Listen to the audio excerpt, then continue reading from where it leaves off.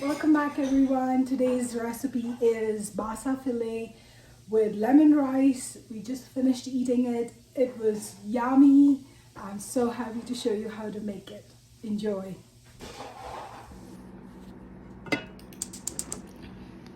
So to start off, we are going to make the rice, the lemon rice, or rather the lemon vegetable rice. So I'm going to add about 2 teaspoons of oil. And to this, I will add some cumin seeds and mustard seeds. Now, I did make my rice ahead of time, and I'm going to use brown rice. So I made them in the pressure cooker. They're really easy to make in the pressure cooker.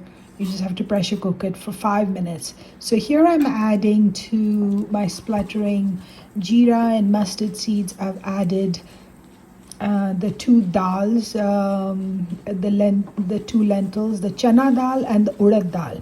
So 1 teaspoon of each I've added to the oil, and after it browns a little bit, I will add some curry leaves, and when they start sputtering, I will add 1.5 cups of vegetables. So I'm going to use 1 cup of rice, so I'm going to use 1.5 cup of vegetables because the vegetables will shrink, and when I make this rice, I like it about half and half. This 1.5 cup of vegetables are frozen peas, frozen beans, and fresh carrots that I cubed up into little cubes. So I'm going to put the flame to low medium and allow the veggies to steam for about 5 minutes. So in the meanwhile, let's focus on the Basa fish fillets. Now you can use fresh or frozen. I've used frozen that I've defrosted, and they're a little watery, so I've patted them dry, and I've added my salt and red chili pepper on it. And now I've got my pan on with the butter, and once the butter melts, I will add the fish fillets in here, spice side down. There you go. And I don't know, you want your pan to be heated up a little bit, and so when you add the fish fillet spice side down, you can hear the little bit of sizzle. You can probably see it on the pan sizzling a bit. My heat is on high right now, and now I'm going to salt and spice up the other side as well. And of course, with this, you have to use your fingers, otherwise you won't be able to control the spread of the spices.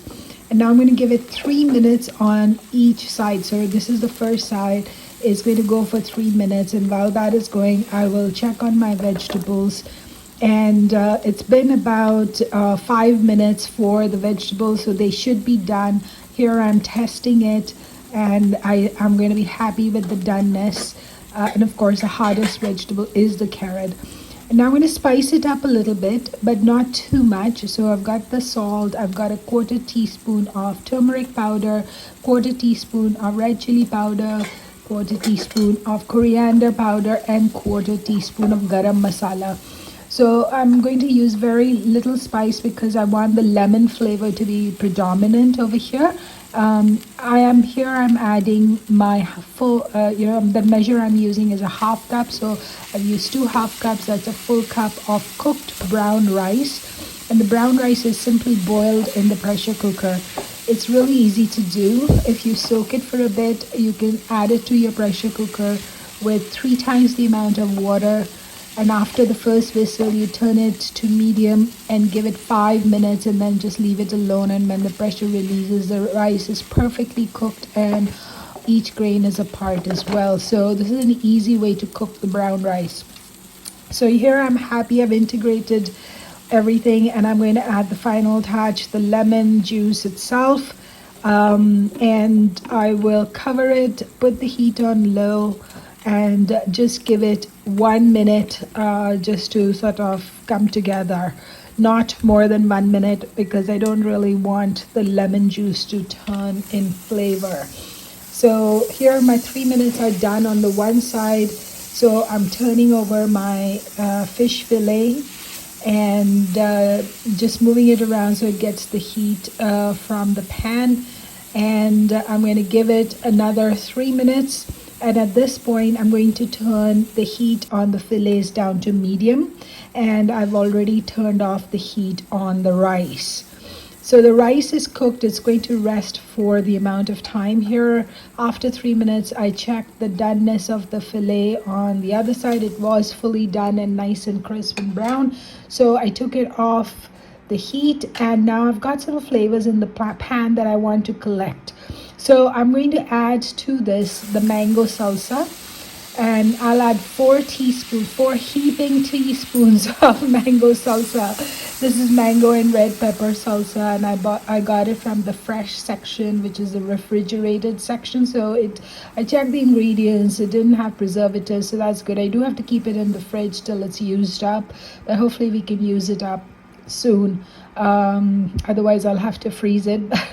For now, it's good. I'm going to heat the salsa through, and I'm going to load up my fish with the mango salsa. Oh my god, here's the final plate. It was amazing. I highly recommend this Basa fish fillet with the mango salsa and the lemon rice. We really enjoyed it.